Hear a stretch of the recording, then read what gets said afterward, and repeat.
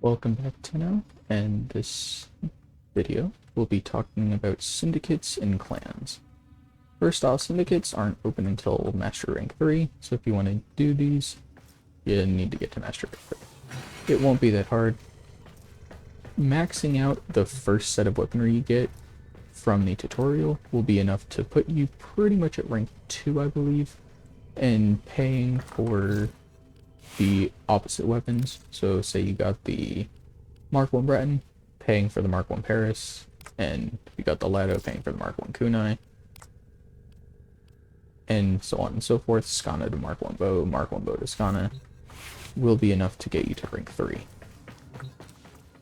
With that, you will be able to unlock syndicates.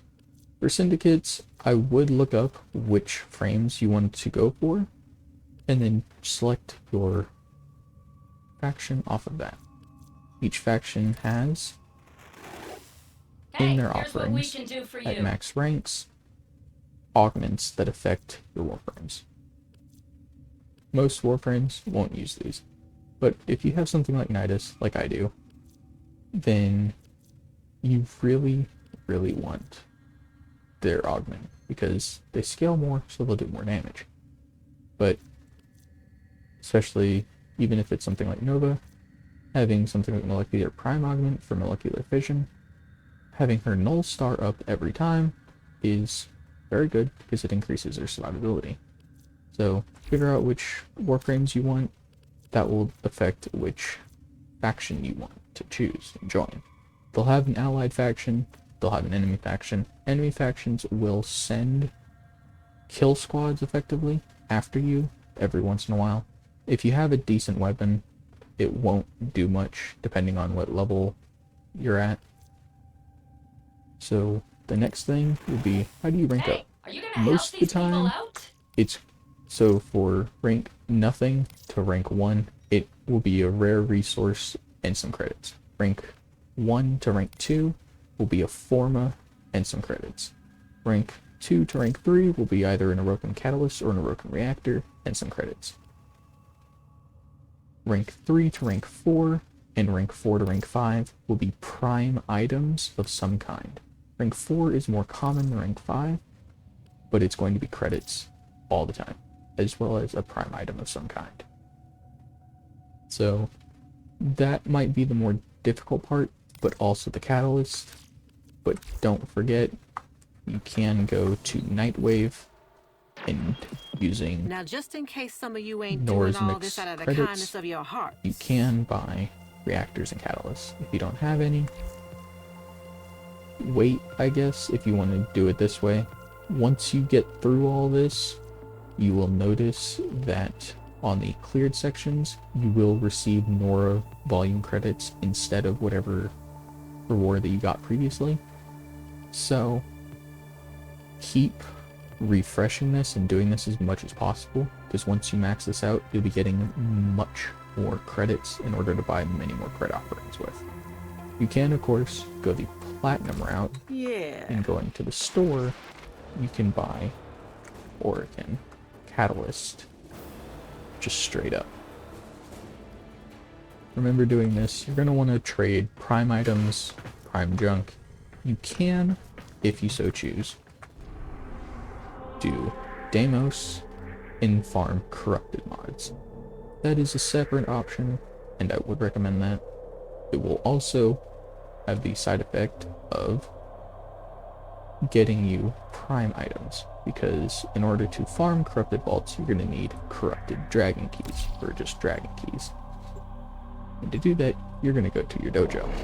Most of you will probably join a dojo, but if you are a loner, or you don't want to join a clan, what you're going to do is you're going to start off in a clan dojo that is barren. There won't be this year. And what you're going to need to do is build it out yourself. Each room will require a Forma. So once you get here, there will be a red screen, and it's going to say, please choose construction. You're going to choose this 3-way, 4-way connector. And here, you're going to build a reactor in order to have enough power to do everything after this. Then you're going to build the Oracle, and you're going to build the Oregon Lab. The Oregon Lab, its research is going to be the Dragon Keys. And you're going to research these. You only need to buy these once, so if you do this, you won't need to come back to this room. And researching them is only like 500 credits or something. It's a very low amount, as well as like 1 or 10 void traces. So just doing a single run can research 1 or all of these. So in order to do this, you'll need 4 forma. And it seems like a lot, but it's really not. The only problem you might have with doing forma is getting the neural sensors. And I can understand that, because the only quick way to do that is to farm Allied B at this stage. Now, once you do that, you'll be able to start building them in your foundry. It's an unlimited blueprint, so don't worry about it. It means you can, even if you so chose, destroy this area and replace it with something else. More than likely the Tenno Lab. That is the next place you need to build. But if you really want to save on space and doing stuff and not waste any power or resources, the next place you're going to build is this dry dock. And you'll notice once again that it will require a forma and minimal amounts of everything else except credits, which is 100,000. Credits are easier to get, I'll get to that later. Now the important thing is the Tellurium. There isn't a place that automatically drops Tellurium that it says on the dojo, or on the star map. So what you're going to be doing, and what I have not done yet, is you're going to go to Uranus. They drop rarely off of Arcwing missions. As you can see, it doesn't say that it drops Tellurium. So most of you are going to say, oh, I have to do these. And some of you might not like Arcwing. And that's okay. What you are going to do instead is Ariel. Ariel is a capture mission, which means it's very quick. You'll notice a trend on that. But the important thing is that you're going to grab your companion, the Taxon. You should have this. If you don't, buy a different companion that you haven't built yet, and just don't even max him out. But what we really, really want out of this is the mod called Regen, and you don't even need to upgrade this, because even if you upgrade it, it will still only regenerate 1 time. But the second and most important part is spare parts. And what we're going to do is we're going to max that out, and it's 30,000 credits and 620 endo. But the important thing is this rare item drop chance on death. Because what happens is when we go there and we have mag and we've got all of our weaponry and whatnot, what we're going to do is we're also going to go to config C, and we're going to remove the tanky things, namely redirection. So we're going to grab flow so that we have energy, streamline, and stretch. This will enable us to make mag oh so very slightly tankier, and I'll tell you why. The most important thing is that when we're there on Uranus and we're on Ariel, is that we want our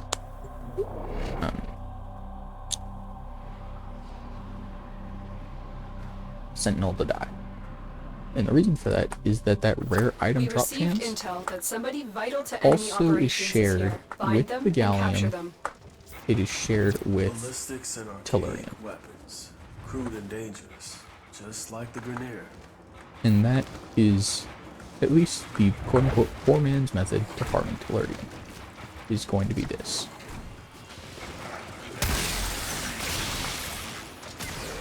So we're going to complete our mission first in order to make sure that we can actually complete it. Scans indicate our target is in the vicinity. And Find then them. what we're going to do is we are going to find a group of enemies. Mission complete. The captive has been escorted to the extraction point. Well done.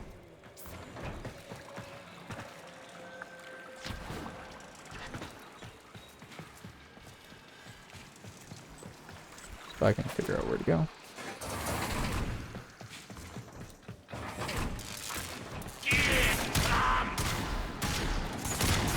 This might work. Now they're only focusing on me. Stay focused. There's a heavy unit approaching.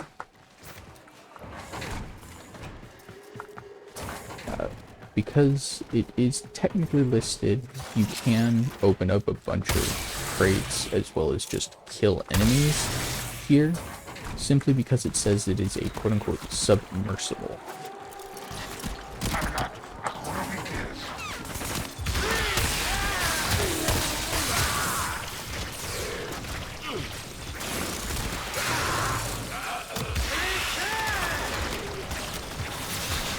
So as you can see, our taxon died, and it didn't drop anything. But we have 4 lives, so we can keep doing this until our taxon really does die. Tenno, what did you see? My data stream went dark. So we're going to hide behind this and kind of just hope, and that's really what you have to do. Signal masking. It will take some Now, time to decipher. This Concentrate is on your made mission for easier now. when you do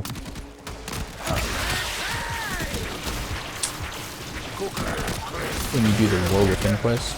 As you can see, our taxon isn't really dying almost at all. So I would not recommend you do this. You can, and I just showed you that you could do it. It's difficult, but you can. Now, what really helps is not an invisible plane like Loki that actually just makes your Sentinel invisible as well, but when you complete the War Within, you have the option of using an operator. If you completed the second dream, you know what I'm talking about.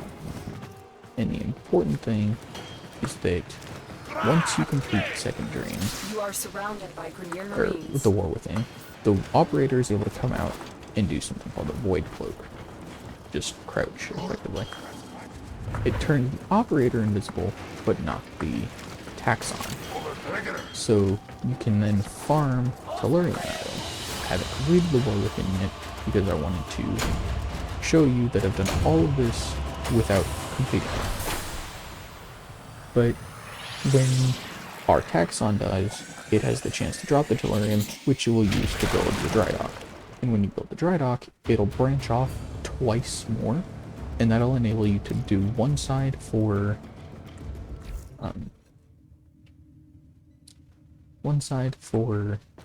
power generation and the other side for all of your labs. So you can start doing all of that on your own.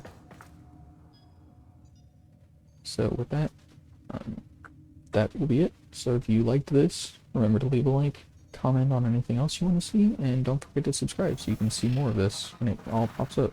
Thanks for watching.